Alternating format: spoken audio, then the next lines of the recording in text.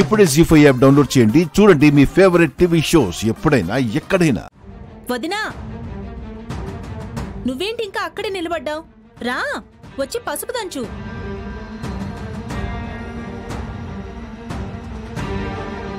ఈ ఇంటి పెద్ద కోడలు వక్క నువ్వు.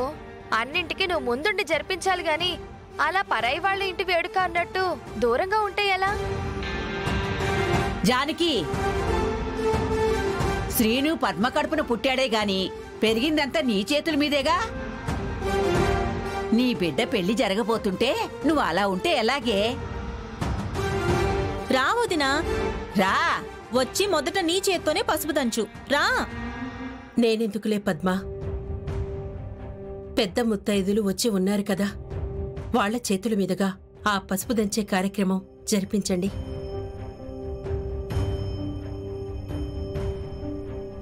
ఈ ఇంటి పెద్ద ముత్తైదువు నువ్వే. నీ చేతులతో ఈ కార్యక్రమం ప్రారంభిస్తే బావుంటుందక్కా.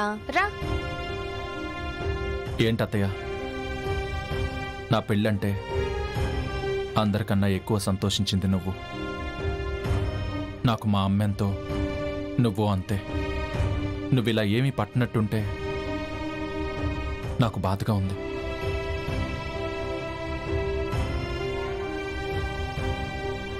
నువ్వెందుకలా ఉన్నావో నాకు అర్థమవుతుంది అత్తయ్య. ఏం చేయను, నీకు తెలియకుండా ఏమీ జరగలేదు కదా.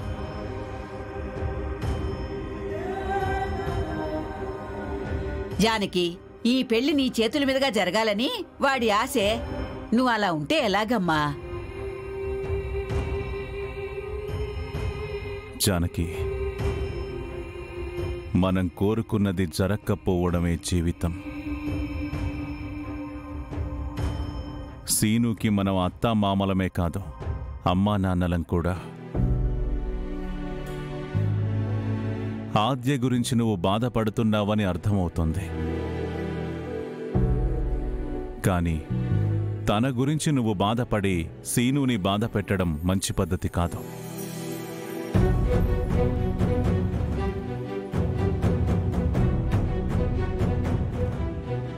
పిల్లల ఇష్టాల కోసం మన ఇష్టాల్ని ఎన్ని చంపుకోలేదు. దేవుడు రాసిన రాతని కాదని, వాళ్ల రాతని వాళ్లే రాసుకున్న వాళ్ల గురించి ఆలోచించి కాబోయే పెళ్లి కొడుకు వాణ్ణి బాధ పెట్టకు. రాజానకి, పసుపు దంచే కార్యక్రమం చూడు.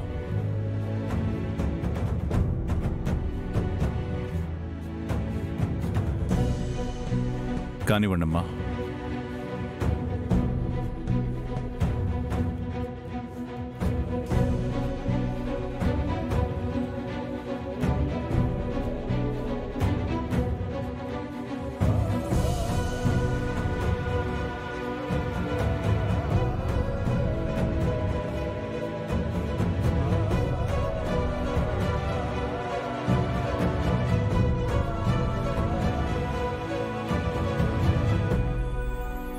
అమ్మా, ఒకసారి రా. ఏంటి ఇక్కడికి రామా కొడుతుంటే అలా తీసుకుపోయింది అంటే అంతా నేలపాలైపోయింది.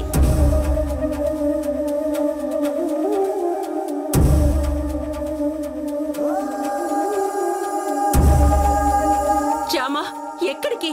రామా, ఎక్కడికి? రామా,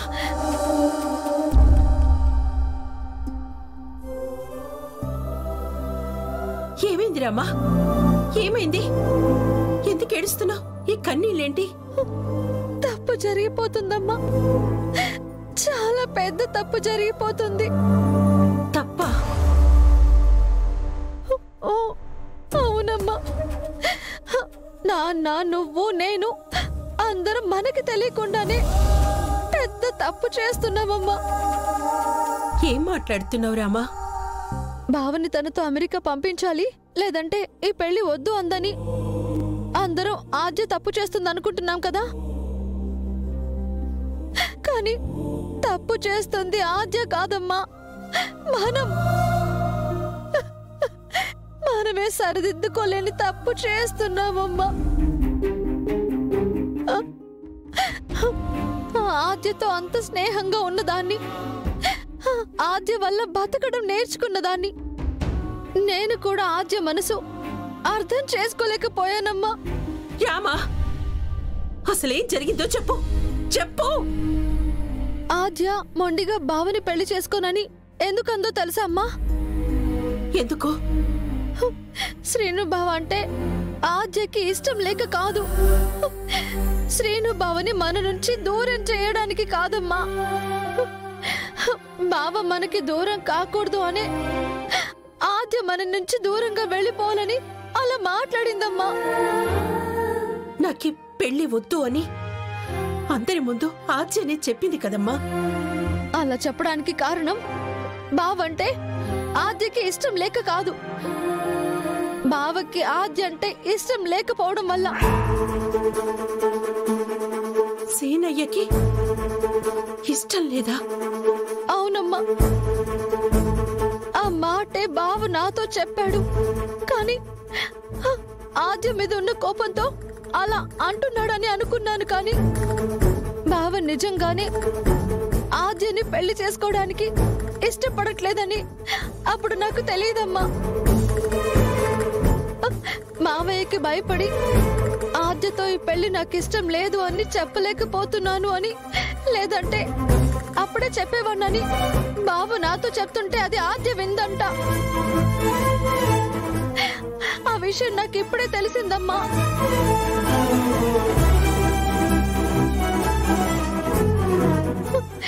ఆద్యని ప్రేమించాను, పెళ్లి చేసుకుంటాను అని చారుతో పెళ్లి క్యాన్సిల్ చేయించిన బావ ఇప్పుడు ఆద్యని పెళ్లి చేసుకోను అంటే నాన్న తిట్టి కొట్టి శ్రీను బావని ఎక్కడ ఇంట్లో నుంచి బయటికి పంపిస్తాడోనని, బావ కోసం తనే ఇంటి నుంచి మన నుంచి దూరం కావాలని ఆద్య అలా చేసిందమ్మా.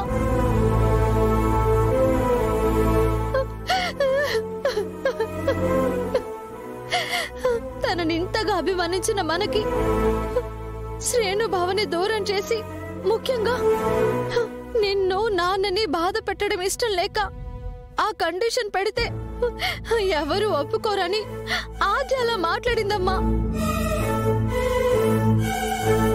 బావంటే ఆద్యకి ఇప్పటికీ ప్రాణమమ్మా. అందుకే బావ నాన్నతో ఇష్టం లేదు అని చెబితే ఎక్కడ నాన్న దృష్టిలో చెడ్డవాడవుతాడోనని, ఎక్కడ ఇంటి నుంచి దూరం అయిపోతాడో అని బావ చెప్పాలనుకున్న మాట తాను చెప్పి అందరి దృష్టిలో దోషిగా నిలబడిందమ్మా.